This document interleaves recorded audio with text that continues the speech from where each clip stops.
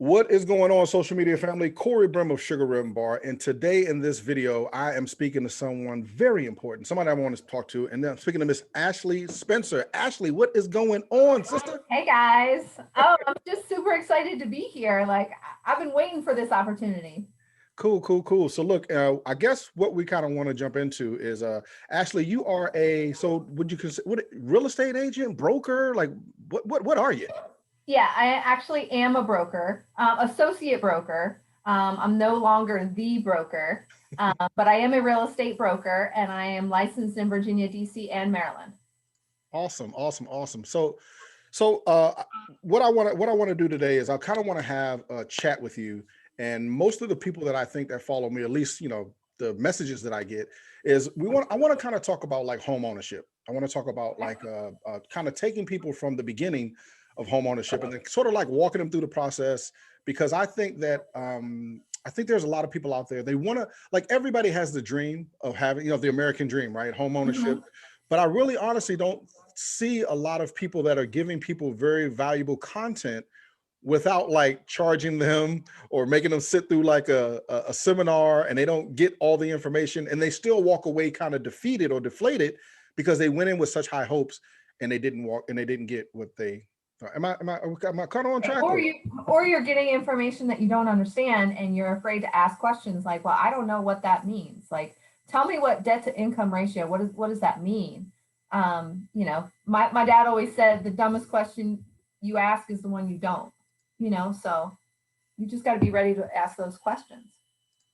All right, cool. So look, so I guess we can probably start at the number one question that kind of brings it up is credit, right? I mean, let's just jump right into it and let's just go right to it, because I don't want to, the other thing I don't want to do here is I don't want to string people along and they listen to you and me babble for 30 minutes and we don't give them any information. So it starts with credit, right? Yeah, it definitely starts with credit. Credit is super important in whatever you buy, right? So when you're preparing to purchase a home, the very first thing that you should really look at is your credit. Because if your credit isn't where it needs to be or where you think it needs to be, that may take a month, 2 months, 3 months to kind of clean up and get better. And then we'll rescore it and then you'll be ready. So Look, so again, I apologize. I do not mean to cut you off, but there are a lot of people who really, they honestly, I deal with this every day. They think that they've been having their credit's been horrible for 10 or 20 years, and they think there's like a magic bullet. Like it takes time, right?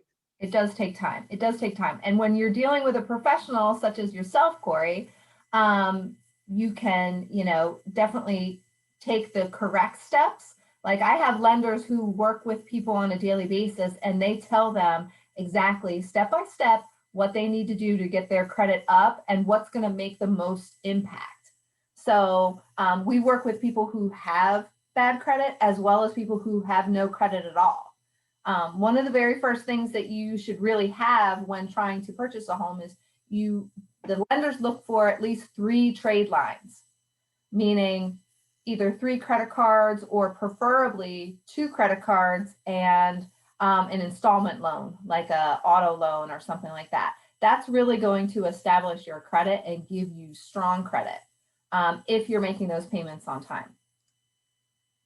Wow. All right, cool. So, and I know it seems, and that's one of the things, like, I know it seems easy to someone like you and I, but there are really people out here who really don't understand that. Like, they don't understand the credit scores. Just like you said, they don't know what's on there's some people who, have you ever worked with someone and they haven't looked at their credit in years? Yes. Or I've worked with people who, like, it was a game to them. Right, How low could they get their credit score? right. So yes, we definitely look at that. And when you're looking at if you have credit cards and you are making those payments, what you're really going to want to make sure that you do is you have your usage at under a third. So if you have a credit card, let's make the numbers easy. If you have a credit card where the balance or the limit is $9,000, you want to make sure that your balance on that is under 3. Right. If it's over 3, it's going to affect your credit in a negative way. Yeah, I go a little aggressive because the people that I work with, we always talk about like they've never really, beyond that, a lot of people haven't learned financial management and they haven't learned financial literacy. So when we talk, like with my clients, I try to teach them that like credit is leverage. You shouldn't be living off of your credit cards. And I think that's a thing that a lot of people sort of get into is no one's really guided them through this crazy maze that we're in. And then anything. So I had a client today, and I was just explaining to her that it's great that I can fix your credit. It's great that I can place you with someone like Ashley and she can put you in the home. But what good is it if 6 months later, neither one of us or no one showed you how to maintain your credit or leverage your credit? And then what happens? Like it's snowing out here, right? A pipe burst in your home. You have to pay for that. That could financially sink a lot of people because we're all out here struggling. So that's what I kind of wanted to touch in on. So look, what's like so we got people out there, they're working on their credit. Where do people need to be with their credit in order to come to you? On the low end, you need to have at least a 620 on the low end. Now, there are lenders out there that do work with as low as 580, but the interest rates on those types of loans are a lot higher. And I wouldn't recommend doing that. I would recommend you get it to at least a 620, and then we can get the ball rolling as far as getting you approved. I have people like that too. I'll tell people, to get to a 620. And I've had clients tell me, well, somebody told me I could get it with a 585. And I'm like, that should not be you shouldn't be racing to get to 585. Right. Ultimately, at the end of the day, there's no guarantees. I never guarantee anybody anything. But ultimately, at the end of the day, I want clients to be 700 or higher. Because when you get in the sevens, because they're really, at the end of the day, that's really where the game is played at. That's where you get the best interest rate. Absolutely. 700 or over.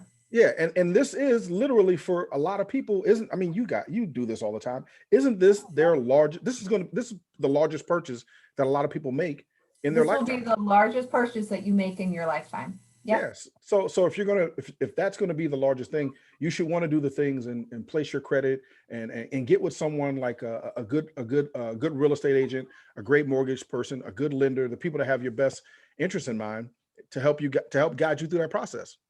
Definitely. And along with credit, debt to income ratio, that works hand in hand too. And a lot of people don't know how to measure their debt to income ratio. So how can someone measure their debt to income?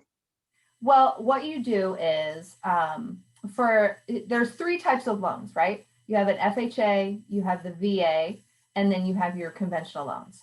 So for FHA is a little bit more lenient, and you can have a 55% debt to income ratio for an FHA loan. For your VA and your conventional loans, you're probably going to want to be at 45%. And the way you measure that is you take all your monthly bills that show up on your credit. So not your cable bill, not your electric bill, none of those. Because we think those bills show up on our credit. Right. Right. You take the bills that show up on your credit and whatever the monthly minimum is, you add all of that together plus your proposed monthly mortgage payment. You add that together and then you divide it by your income. Okay, so it's like it's the pie theory, right? Like you got to do all this calculus. Like I need graphs and stuff to figure it out. So you need to add all your bills up together and then you divide it by your income. That's how you get a percentage. I'm just messing with you, but you know that there are people out there who like they've gone through that in life. No one ever sat them down. And then how many clients have you met where like this is their first home, right? Like this is like the paperwork is daunting to them. I mean, it's paperwork, but they've never seen that much paperwork, right? Right. When you buy a home, you have never signed your name so many times in a row. You sit at that closing table. Like if you compare your signature on the first page to your signature on the page, it looks nothing alike. It looks like two totally different people. you just by page 58, you just just sign. You're just putting check marks at that point.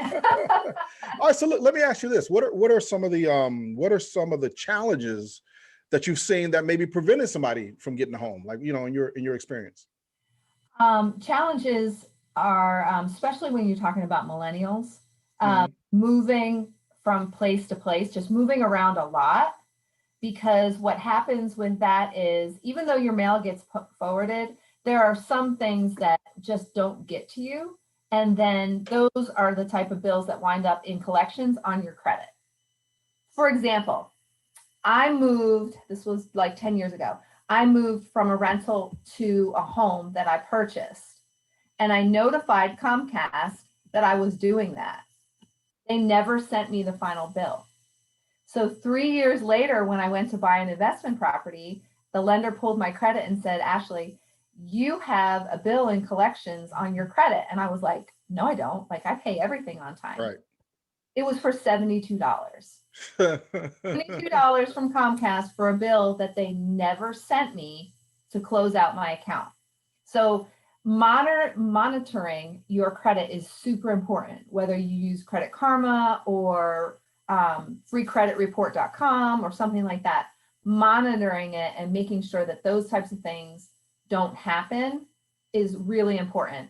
Another thing that we see is when you move from place to place, if you have medical bills, the medical bills don't get forwarded. And then those medical bills wind up on your credit report sections. So those are the two major things I would say really prevent someone from moving forward and purchasing a home. Another thing is, once you are approved for a home and you do get under contract and you start moving through the process to close, to go to the car dealership and buy a car. Do not go out and as soon as you tell me I got approved, I then go to the car dealership and buy me the most high end. Well, and another thing is, people go out and buy new furniture. Their new house, or they go out and buy a new washer and dryer. And Home Depot says, hey, if you open a credit card, we'll give you 20% off. That will kill your deal. I had a client, I represented the seller, but I had a client who we were in the day before closing, and the lender ran their credit one more time to make sure.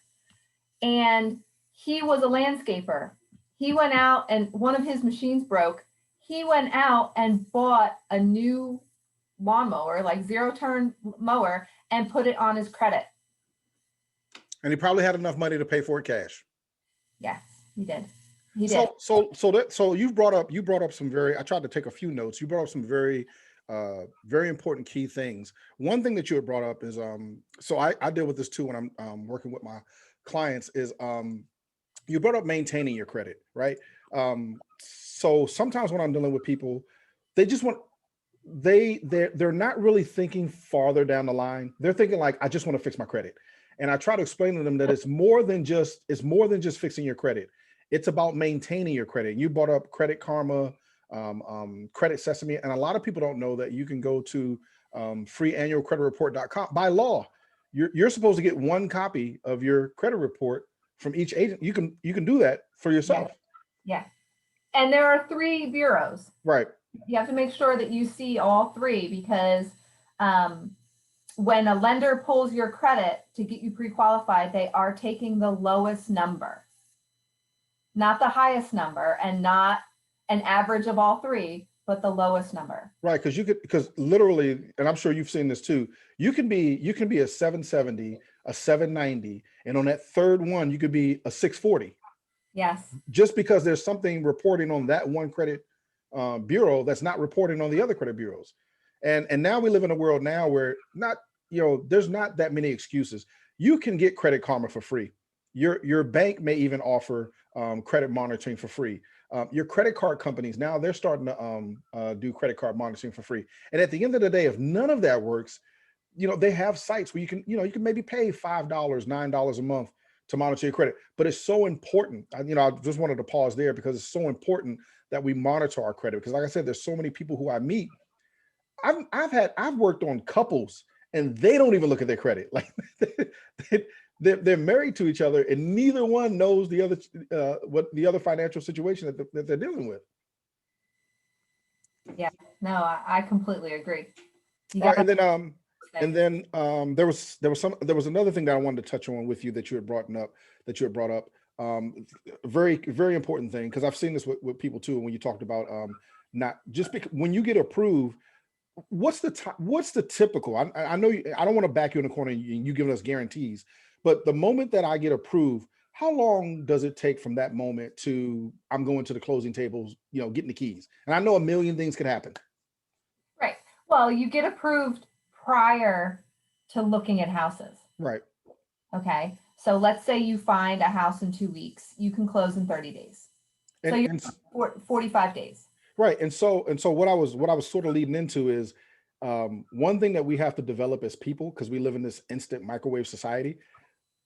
We have to develop a 45-day patience, right? Like some things just take time. Like just because you got approved and just because you found the home and just because you have your ducks in a row, that doesn't mean you're going to closing on Tuesday. Right. Yeah. Just because you get a ratified contract doesn't mean that it's time to pop the champagne. There's lots of steps that happen in between that time and you going to closing. Right. And that's sort of the thing that I want to, as we put this video out there, there's just a lot of people who they don't know the steps. They have no idea what's going to happen next. And I want to pair them with people like you that can guide them through this, because at the end of the day, we've talked about this, it's called off camera. We're not doing this necessarily for likes or views. There are people out there who they simply just don't have the information. Like no one's sat them down. No one's walked them through the process. And it is, if you've never done it before, if you've never purchased a home before, it can be fearful, right? I mean, it can be very intimidating. Yeah, sure. Because you have no idea. I mean, the lender tells you, okay, you got approved for this and that, and you have no idea what those numbers mean. Right.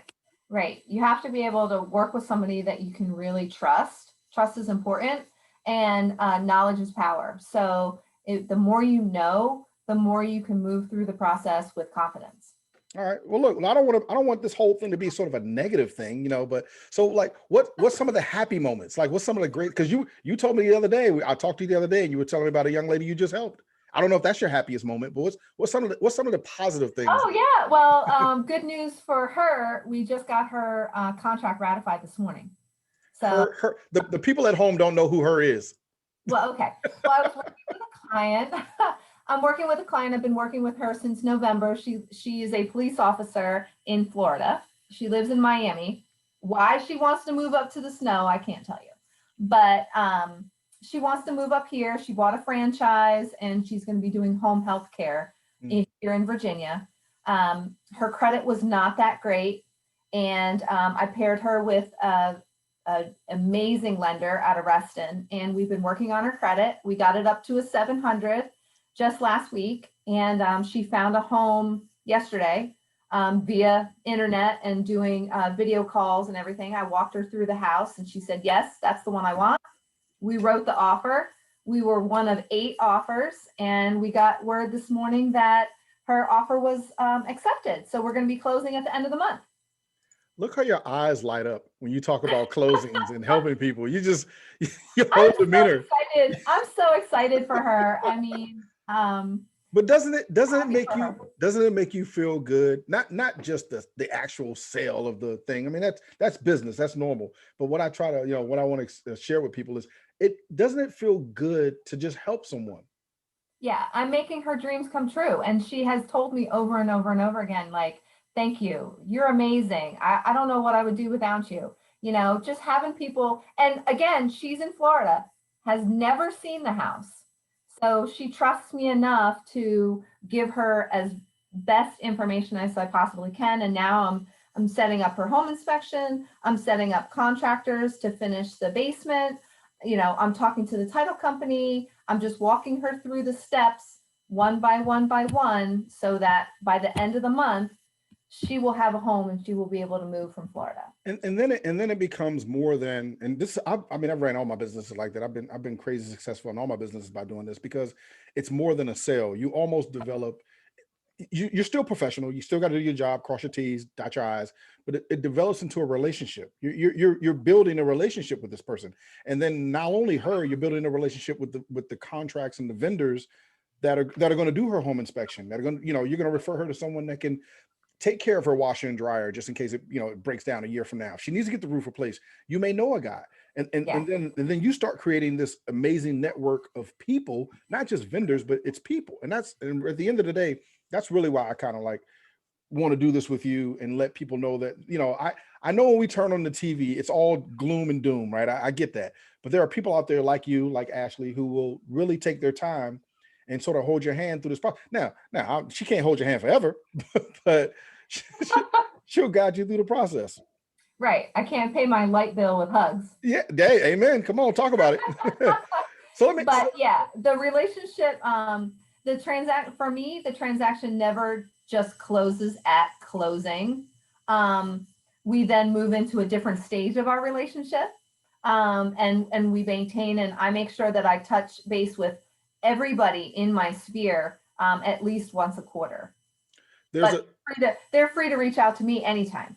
If you're a true, like, I don't know if you're old school salesman, like I'm old school salesman, like I'm like Glenn Glary, Glenn Ross, like I'm old school, like used car salesman, old school. There's a process in the sales process, and which if you find a lot of the top tier people, they tell you that the sale actually starts after the deal. Because now you have to win them over you got them before the deal went through, but now after they've spent their money with you and signed a contract, now the actual sale begins, because you need to retain that person.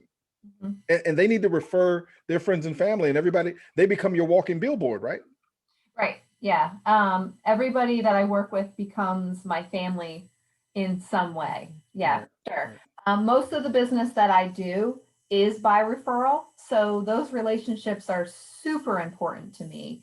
And, you know, if I meet somebody that I have never worked with before and they don't feel like it's the right fit, or they don't feel like they can trust me, or whatever their hangups are, I'm okay with that, because I want to work with people who trust me and who I can communicate with clearly and who will communicate with me.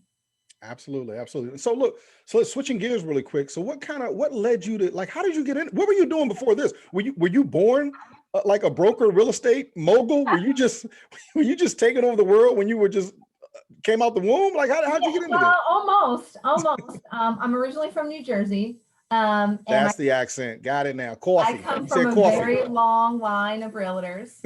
My grandfather actually helped Jim Weichert build his Weichert School of Real Estate. What? Yeah. The Weichert Realtor, the yellow logo? Yes. Jim Weichert and my grandfather were very good friends. Wow. And my dad, until just recently, when he decided to take it a notch down, he's a custom home builder. He built the home that I was raised in, and he built the home that he lives in now. And my brother is a realtor in New Jersey, and you had no choice. I'm hearing it. You had no choice. Right. Well, I have 2 degrees from Carnegie Mellon. I did go to college. Because are they in real estate or architecture? Architecture and psychology. All right. Well, okay. They work then. You can use them. They work. Yeah. So my mom said that I needed to graduate from college, and then I could do whatever I wanted. So as soon as I graduated from college, I moved to Virginia and just started to put the pieces together. And I've had my license since 2004. Wow. Yeah. So you went through the 08 fiasco. I did. Yeah, that's when I lost everything, and I lost it all. Huge learning lesson though. Huge. I totally respect my time now. I respect my money now. Even like this, what we're doing, I respect that you would give me your time. In 04, prior to 08, I was all about the money, man. It was all about money. So you've seen the real estate market go from, I mean, you've seen the ebbs and flows. You've seen it go up and down, right? Yes. Yeah. And you definitely have to prepare for that. And I tell newer agents all the time, do not spend that commission until it's actually in your bank account, because a lot of people will spend their commission knowing that they have a closing next week, and then things fall apart. And then that's when life gets stressful. And that's the transparency that I really want to share with this, because even though somebody may be watching this and they may be on this, they may have those questions that I hope that we're answering for them.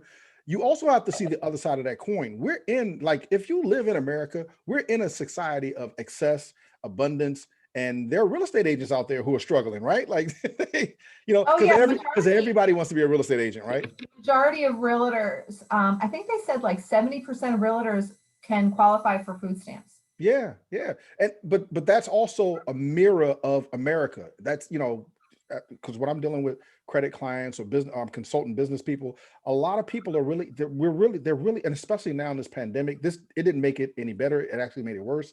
So people are really out there struggling, paycheck to paycheck, struggle to struggle. A lot of people don't have $1,000 in their savings account. A lot of people are $500 away from poverty. So again, that's why I want to talk about this and use. So when I look at things like when I talk to my clients and I talk to people, every wealthy person that I've talked to, they have real estate within their portfolio. I mean, it's one of the easiest, well, I'm not going to say easy, but it's the foundational building block that every person can use in their portfolio to get ahead and start creating generational wealth, right? Right. Yeah. Because if you're going to buy an investment home, all you need is 10% down. If you're going to buy a home that's going to be your primary residence, all you need is 3.5% down. Can you break that down in an example for the layman person out there that may not understand that? Okay. Let's say I find a duplex. I'm in somewhere and I see a duplex and it's $200,000. I mean, I don't, I'm not that good at math either, where you have to break those numbers down. But right. Okay. Well, if you're buying an investment home and it's $200,000, all you need is $20,000 to buy that property. and you can house hack that investment property, right? Yes. And then, if you're getting rent, you want rent to be at least 10%. You want to make sure that you make 10% each year. So if you get a 10% return on a rental, you're doing really well. And the house is pretty much not necessarily paying for itself, but it's paying for itself. You're building equity in the home. As far back as I can remember, I am not the sharpest tool in the drawer, but everyone that I've ever known that ever bought any property, they've never said, "Oh, I'm so glad I sold." They all say, "I should have held on longer." Like, yep, because they're not making any more land. Right. And, you can definitely create generational wealth through real estate. Yeah. So knowing that 2008 happened, and I know you don't have a crystal ball. I'm not trying to, again, I am not trying to back you. I don't want anybody watching this saying, "Ashley told me that Ashley said." Look, if you guys are watching this, down in the comments, put hashtag Ashley said. With all the craziness that's happening in the stock market and all the craziness that's happening with like the moratoriums and people don't have to pay rent and you can't kick them out. I've never seen that before. Like, that's crazy. But also I think that's sort of a myth too, because I'm talking to some of my friends who they haven't gotten paid and they're putting people out, But so what do you see? Do you see like a real estate crash happening or a real estate bubble?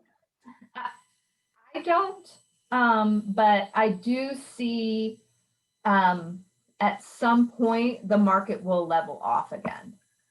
Because inventory is so incredibly low, I don't foresee it happening within the next year or so, but I do see once interest rates start coming back up, you'll start to see more properties on the market. I don't see prices coming down. That's the one thing that I think about real estate that I don't think people so last week we had this crazy stuff with GameStop and AMC and the cryptocurrency, but so we're in a point now where people, they're not paying their rent. Not that, a lot of people, they're struggling, can't pay their rent. Landlords and owners are sort of struggling too, but at the same time you think all that chaos is happening. And I'm watching people like you and my friends that are realtors, they're selling homes in hours. Like, you would think that, but if you're a lame person, if you're a layman like me out in the regular world, you would think oh, homes are not going to sell. Homes are not, there's a bidding war for homes now, right? Yes. Yeah. I showed a home last week that the agent told me on Monday that there were 32 offers. Jeez, you got to get it. I sold a home recently. I put it on the market for $495 and it sold for $525. Yeah, I saw that on your Facebook. They drove it up. Yeah. I mean, homes are selling for anywhere between $20,000 to $50,000 over list, and people are paying cash as well just to be able to get ahead And I'll explain how that works, because it's like, how do these people have all of this money? Let me get my pen and paper. Hold on, sister. Hold on. I'm about to take notes on this. Okay. So either they have the money, and they can pay cash, or they get a hard money loan, which is as good as cash. After closing, they refinance into a regular mortgage and get their money back. Welcome to America. Ladies and gentlemen, if you're just coming in on Ashley Spencer, this is hashtag Ask Ashley, and she's explaining how America works. Yeah, that's how they're doing it. They're buying it cash, and then they're refinancing it after closing, getting their money back, and then paying a regular mortgage. So to kind of get back to what I was saying, kind of the top of the thing is, at the end of the day, I think what I'm kind of hovering around is, no matter what's going on in the world, no matter what's going on in the stock market, no matter what's going on in the economy, real estate has always been a great investment. Yeah. Is it risky? Yeah. Could you lose everything? Yeah. But if planned out properly, and if you connect with the right people, and if you go down the YouTube rabbit hole and start researching the right stuff, you could act like right now, money and wealth is being transferred right now, right? And the people that have it are making moves. Yes, definitely. And if you look back in time and you create a timeline, a majority of the recessions from like the Great Depression on, a majority of the recessions have not affected the housing market in a negative way. Yeah, so for people who think that just because, it looks like we're in a recession or the recession is coming or something like that, it's not affecting the housing market in a negative way, because there are more people out there looking for homes than there are homes for sale. See, the banks really messed it up for everybody back when the market crashed and the bubble in 2007, 2008. It was the banks that really messed it up. It wasn't really the people.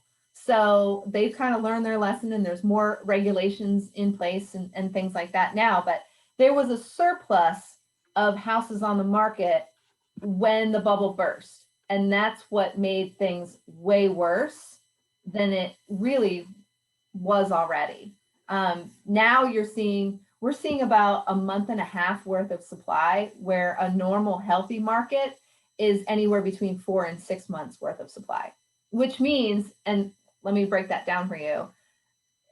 If we have a month and a half worth of supply in the marketplace, that means that if new homes don't come on the market in a month and a half, there will be no houses on the market at all. That is insane. We will run out of houses. That is insane. That's why builders are doing so phenomenal right now, because new construction is way up, because there aren't enough houses, and they really can't even produce them fast enough. I thought about that. I have some friends that do that. They buy new construction homes, and by the time they haven't even broke ground, and by the time the thing is built, they've made $100,000 in equity, and they sell their brand new home. Yeah. Man, there's so many things. So look, there was two things you had brought up that I wanted to touch on, and I remember back when the market crashed in 2008, and I lost everything and all that. And I remember when homes were selling for 200 and 300,000, and we thought, I was like, that is who can afford that? Like, you would think like that is way too much, but those same homes are now $1 million. $1 million. So looking back, we think that now 500,000, 700,000, we think that like that's way too much, but we don't understand that those same homes are going to be 1.2, 1.4. Yeah, average sales price in the DMV right now is $450,000. How are people affording homes in DC? I don't even know. Where are they getting the money? Well, when you're at a 2.5% interest rate, you can afford so much more. Yeah, but the millennials now, the millennials now are way better than we ever were. I had 2 kids at 24. You know what I mean? Like they're young, they have disposable income, they don't have huge families like we did. Most of they may have as a pet. They may have a dog or a cat or a fish. So you got 2 people making over $100,000 each, then You can swing a $3 grand mortgage in DC for a 700 square foot. I mean, I wouldn't do it, but Right. I'm not judging. I'm not judging. It's just, you know, Yeah. Well, location, location, location. amen. Amen. All right. So look, so let me ask you two questions before we wrap this up. Knowing what you know now, so let's say there's a young, eager couple out there, and two-part question, if you can. Let's say there's a young couple out there and they've always wanted a home and they just don't know what to do. What give them sort of the easy steps that they should do now? And then the last part of that question is, let's say there's a young real estate agent out there, knowing what you know now, how could you help both sides of that coin? Well, for the first time home buyers, what I would say is, save up some money so that you have at least 3.5% of whatever your sales price is. And I would say check your credit. Um, those are the first two things that I would do. And then I would reach out to a reputable realtor or a reputable lender and get pre-approved. And just because you talk to, let's say, Navy Federal, just because you go to a credit union and you talk to the people at Navy Federal, you definitely should get a second opinion. It's like going to the doctor. If the doctor says there's X, Y, and Z wrong with you and you need surgery, I don't know about you, but the very first thing that I'm doing is I'm getting a second opinion because I'm not a surgery type of chick. So I'm going to want to get a second opinion. So you want to make sure that you're getting the best deal. And what a lot of people don't know is that and it's the same for buying a car, if you go in and you speak to a lender and they pull your credit, you can have your credit pulled by other lenders within a 30-day period and it not affect your credit. You're only going to see that one pull. We're so scared. We're so scared to get our credit ran.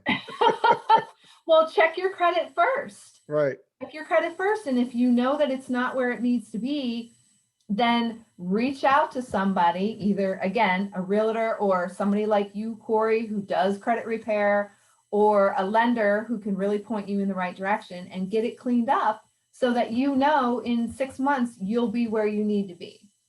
Cool. All right. Now, what about? Say for the first time home buyer, if you are a newer realtor, what I would say is get with a reputable broker who has a very good mentoring program, training program, because real estate school doesn't teach you how to be a realtor. Real estate school just teaches you the laws. It doesn't teach you how to build relationships, how to talk to your sphere, how to write a contract. They don't teach you any of that. So you need to get with a brokerage that has a really strong mentoring program and training program, and be consistent. You have to be self-motivated and you have to be consistent. Because you have to treat this essentially, this is your business. Like no one's gonna wake you up every day and say, hey, did you drive around and look at some properties? Hey, did you call those 50 clients that are on your list? Right. Hey, did you know? You have to be a self-motivator. And I tell my kids that all the time, like, nobody wakes me up in the morning and tells me what I need to do. I know what I need to do. Time blocking is extremely important in this business. And if it's not on my calendar, it doesn't exist. Do your kids have any idea that they're going to be realtors when they grow up? Do they know that yet? They don't know that yet, but they do know that I am building a business that will be passed on to them. Yeah, my how old are your kids? If you don't mind sharing, it's okay. But how old are your kids? 8 and 3. All right, so mine are in their 20s, and I thank God I woke up when I did. But my kids I'm fortunate enough that when they were 17, 18, I made them authorized users on my cards. I taught them credit, and I gave them the information that our parents didn't give us, right? So my kids now in their 20s, they have their own credit. I showed them how to leverage their credit cards. And really, I mean, I do want them to have a great future, but all of us as parents, we all go through the same thing. Our kids, can I get $40 here, $50? I'm like, no. Let me show you how to make some money, and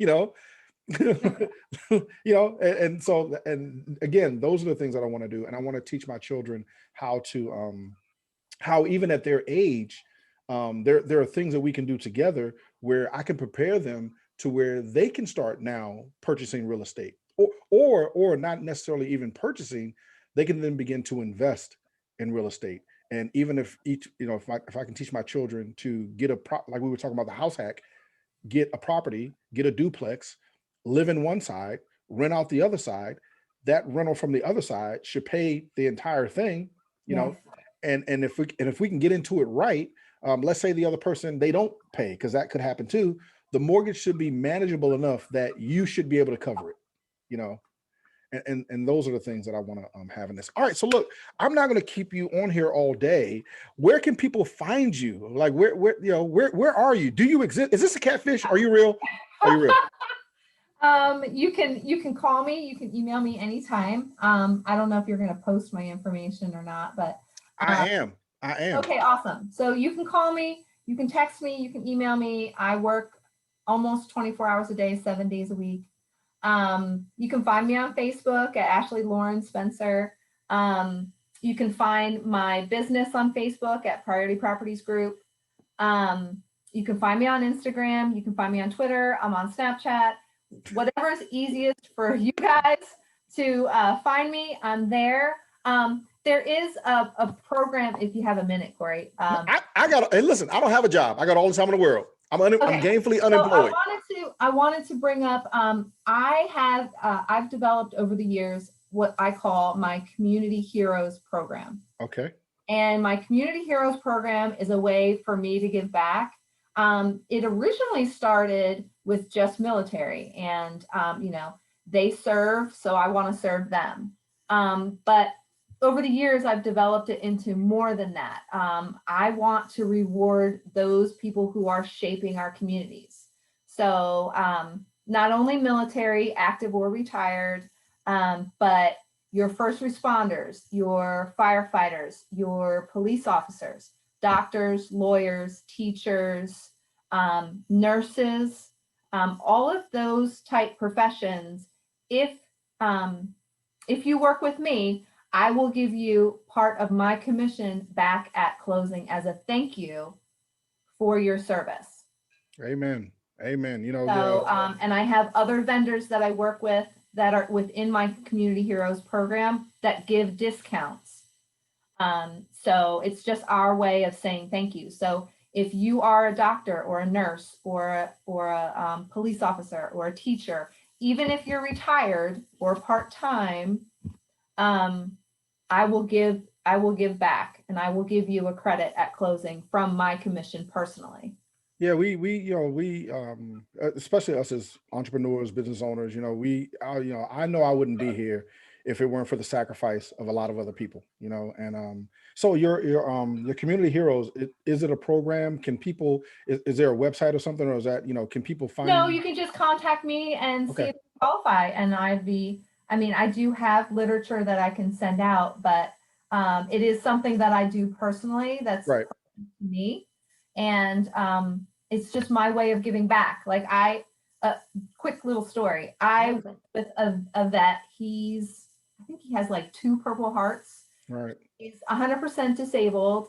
He moved here from Florida, and he had a budget, and he's a numbers guy, and he was buying a house VA, and the numbers just weren't working for him. Mm-hmm. And I told him, I said, look, Jose, I will give you $1,800 back at closing to make this deal work for you. And he said, why would you do that?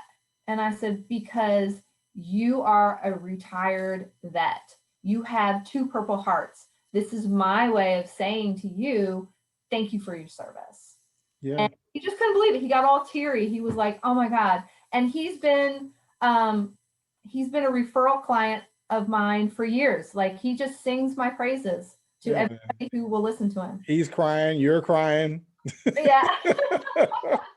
I get teary too, because these types of things mean so much to these people. Like, sometimes you're in a transaction where every penny matters. Ashley, sometimes I say on some of the videos, I'll say, sometimes we're the only God that people see in life. We deal with so much, like even making this, like this didn't cost us anything to do this, to put this information out there. Why would we do this? Because I know that at some point there's somebody out there who needs the information like I needed it. There's somebody out there who at some point, there's a guy out there, or a lady, but there's a guy out there who's, he's he doesn't know what to do. You know, he's done all he could. His credit is maybe not stellar.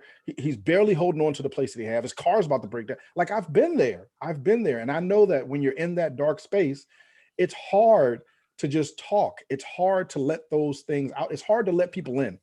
And I want to create a safe space for people where they know through watching this that like you're a real, even though I've said the catfish thing at the beginning, you're actually a real person. You really do have a heart. Even though I know everyone out there in the world is trying to stab you in the back, at least there's an Ashley Spencer out there, right?